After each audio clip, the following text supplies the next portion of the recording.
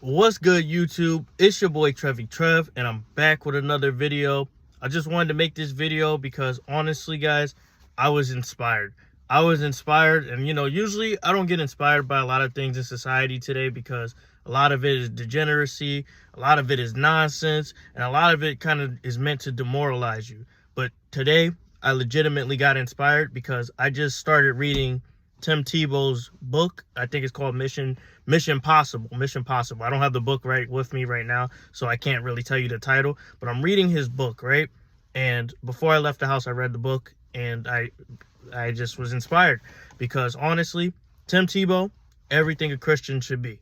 Everything a Christian should be. And I've been like, not necessarily like a fan, but I've viewed Tim Tebow as a role model for a long time. Even when I wasn't Christian, like when I used to play football, I used to like Tim Tebow as like a player when he was on the Gators and when he played for the Broncos because bro was inspiring. Like, this is going to show my age a little bit, but there was a time when I was in middle school where he threw like a touchdown pass to win the playoff game and he started Tebowing. And Tebowing is basically when you get on one knee and you pray, basically. It went viral for a minute, but that was a long time ago. That's just me showing my age. But I've always been a fan of Tim Tebow, what he stands for, and him as a man and an individual. But, reading this book, I have a deeper respect for him because I'm a Christian in my own right now. I got baptized in August.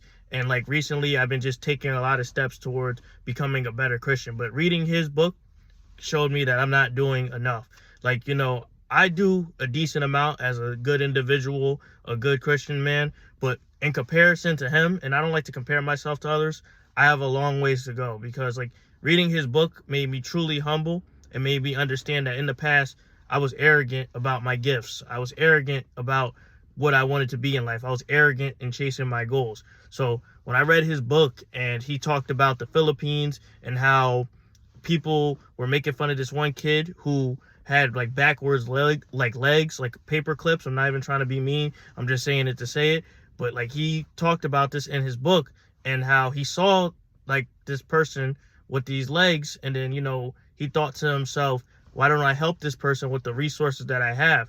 And he got like a surgery to help the kid get his legs fixed. And then he just started a whole path of being selfless and helping people with disabilities. He also talked about how he wants to stop trafficking. And me, I hate traffickers. You're not supposed to hate people in this world, but I hate traffickers. I hate people who are bums, criminals, scammers, and deal fentanyl. I dislike those people so much. But when I heard him talk about these people and how they need to be stopped, like that's when the book got me in because it related to me. Like other people want to stop these bad things from happening to people too. And when you are truly like a person of God, when you're truly a person of God, you want to help others. You want to be in service of others. And just seeing another individual who's popular and in the mainstream do that and write about that just makes me want to be a better Christian because honestly, at work, I've been going through a lot of like temptations and I've been like dealing with a lot of problems at work because people don't want to do the right thing. And one of my problems as a Christian is I'm trying to find a righteous career that doesn't compromise my morals. And more as you go through these different fields, these jobs ask you to do more and more that's gray and shady.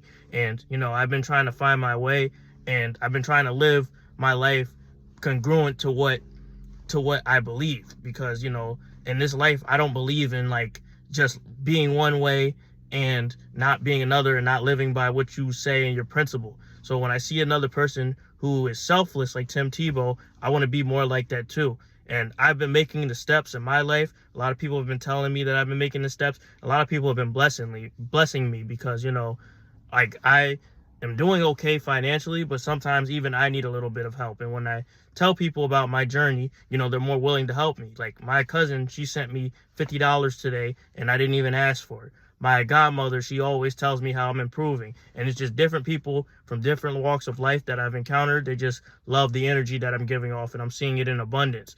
But, when I see Tim Tebow's story, I get inspired to be better. And I've been making the path to get better. Like, I've been helping at soup kitchens. I've been helping with charity. And, I just been doing things to improve my life and other people's lives because, I understand the importance of that in life. So hearing this story from him and seeing how he's been successful in the mainstream, he's a successfully married person and he's doing well despite all of this, it makes me want to be like that too. So I encourage all of you to read that book. But, we can always be better. It's never too late to change. It's never too late to see someone less fortunate and help them out. And, you know, I'm not going to get on a fake preachy lesson because, you know, that's not the type of person I am.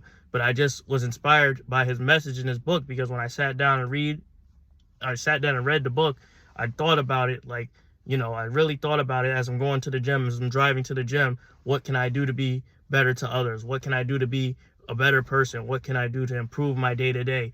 And, you know, I never would have got that idea if I didn't read that book and just pick it up at Barnes & Noble.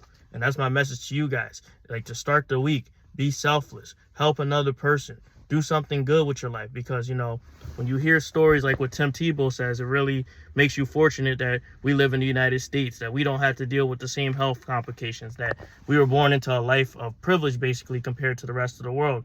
So we should not take that for granted. So we should use that ability to become better individuals, to help other people. Because, you know, when you think about it, you can have all the things you want in this life and still be unsatisfied. So you got to decide in your heart of hearts, what do you want to do? What does Trevor have to say? What does Trevor want? What does God want? And, you know, you got to think. And I was telling my coworker this the other day, because she was having similar problems at the job as me, and a conflict of faith. And she's not necessarily religious, and I don't go around preaching my religious beliefs to everybody. But, you know, I gave her my 2 cents, and she really appreciated that. And, you know, I hope to help other people if they ask for advice like that. And, you know, I just want to be a better person. And, you know, a lot of us do in this world as things are getting crazier and crazier. But we got to keep the faith. We got to keep our heads up. We got to be hopeful, and our opportunity and time will come.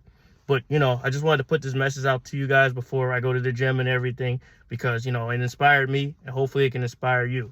But anyway, like, comment, and subscribe, and tell me what you guys think about my video. And then read that book. Read that book for sure. Sit down, read that book, and take some time and be patient. But, you know, I'm out. I'm going to hit these weights, and then I'll talk to you guys later.